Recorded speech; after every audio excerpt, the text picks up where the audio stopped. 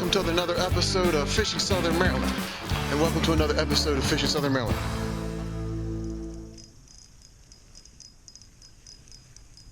There's fish. First white perch of the day.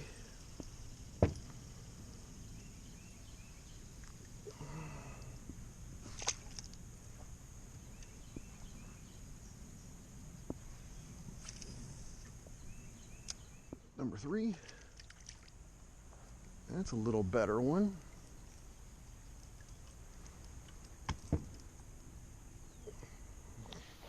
Good morning, everyone, and welcome back to the channel.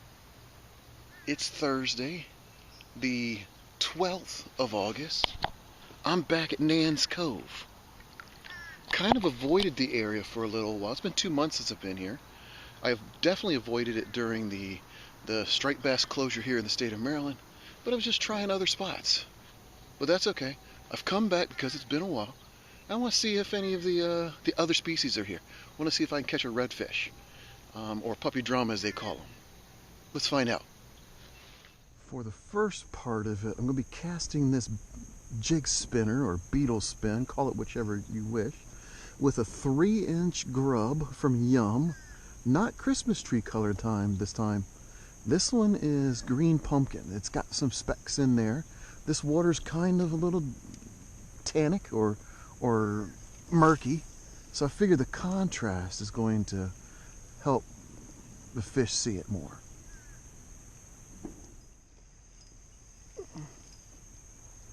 Well, there's number 8 of the white perch. We'll make a few more casts here, then we'll head out into the river itself.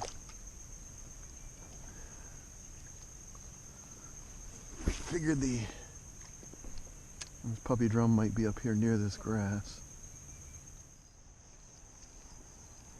That's a small white perch again. And that's number 11.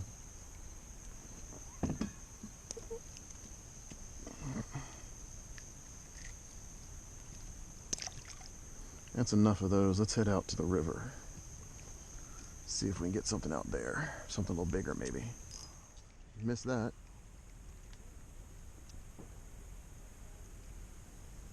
I think my hook's a little bit big for whatever's down there.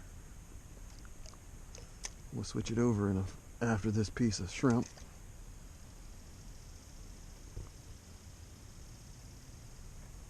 I'm definitely getting bites down there, but I hope it's just not a perch. Maybe it's a croaker or spot that I could live line. Let's see if we can find those smaller hooks for these croaker.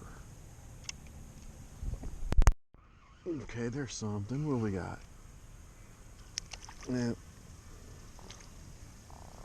No, it's a small croaker.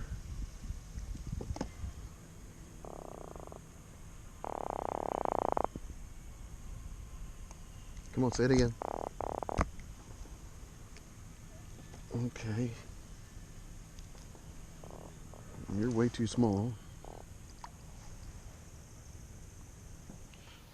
When I first got back into fishing, 6, 7, 8 years ago, after talking to some of my students in my class, I used to bring my son out here on a double kayak or a 2-person kayak, and we'd spend our time trying to catch croaker.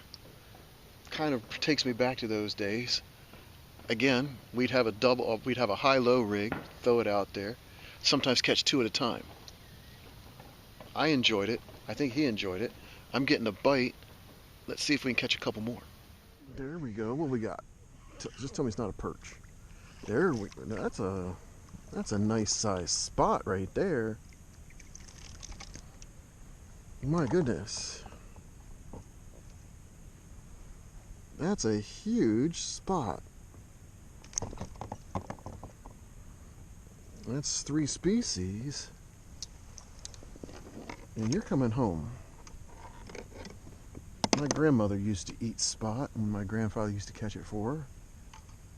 And I'm going to take you home with me. There's something else. Feeling pretty good. Maybe it's a croaker. Well, it's got a good tug.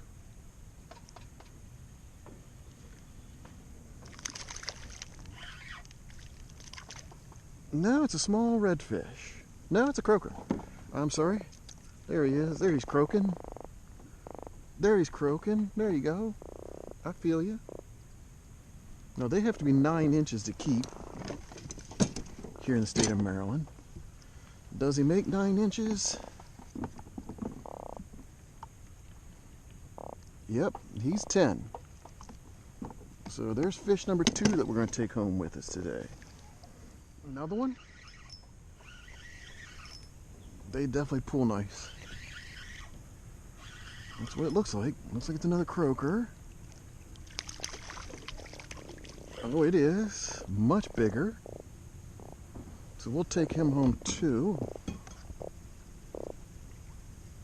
Yep, another croaker. We'll take him. So my plan today is to eat that spot for lunch. Leave the croakers for maybe tomorrow evening for my wife and I. But the spot is lunch today. So let's get to cleaning them. Get them off my homemade stringer.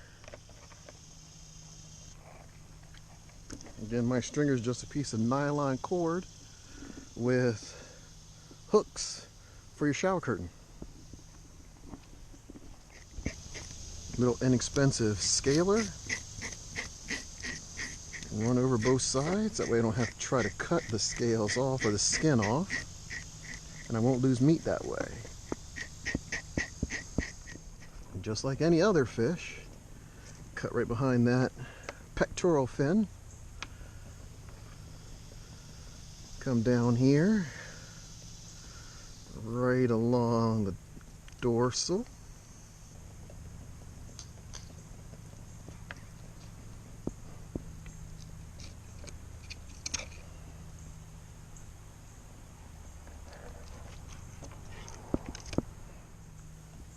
Few bones right there. We got our first fillet. Turn it over.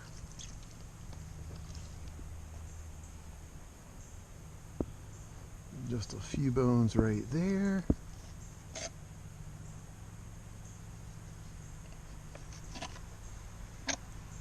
And there's fillet number 2.